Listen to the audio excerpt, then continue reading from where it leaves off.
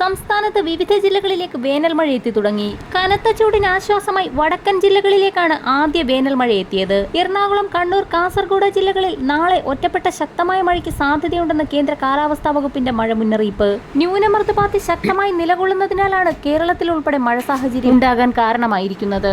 25-ാം തീയതി 5 ജില്ലകളിലാണ് മഴയ്ക്ക് സാധ്യതയുള്ളത്. തിരുവനന്തപുരം, കൊല്ലം, പത്തനംതിട്ട, കോട്ടയം, ഇടുക്കി ജില്ലകളിലാണ് മഴ മുന്നറിയിപ്പ് നൽകിയിരിക്കുന്നത്. 26, 27 തീയതികളിൽ തിരുവനന്തപുരം, കൊല്ലം, പത്തനംതിട്ട, ആലപ്പുഴ, കോട്ടയം, എറണാകുളം, ഇടുക്കി ജില്ലകളിലും ഒറ്റപ്പെട്ടയിടങ്ങളിൽ ശക്തമായ മഴയ്ക്കും ചില പ്രദേശങ്ങളിൽ നേരിയ മഴയ്ക്കും സാധ്യത. നാളെ തെക്കൻ ആൻഡമാൻ കടൽ, ഗൾഫ് ഓഫ് മാന്നാർ, അതിനോട് ചേർന്ന കന്യാകുമാരി പ്രദേശം, തെക്കൻ തമിഴ്നാട് തീരം എന്നിവിടങ്ങളിൽ മണിക്കൂറിൽ 55 കിലോമീറ്റർ വേഗതയിൽ ശക്തമായ കാറ്റിനും മോശം കാലാവസ്ഥയ്ക്കും സാധ്യത.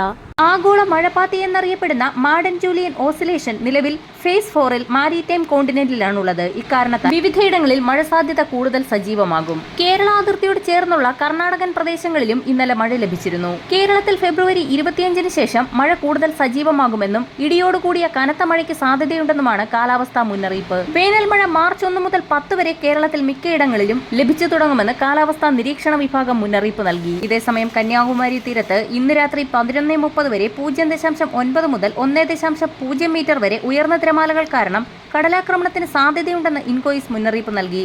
കേരള, കർണാടക, ലക്ഷദ്വീപ് തീരങ്ങളിൽ ഇന്ന് മത്സ്യബന്ധനത്തിന് തടസ്സമില്ല. വരും മണിക്കൂറുകളിലെ കാലാവസ്ഥാ വാർത്തകൾക്കായി ചാനൽ സബ്സ്ക്രൈബ് ചെയ്യാൻ മറക്കാതിരിക്കുക.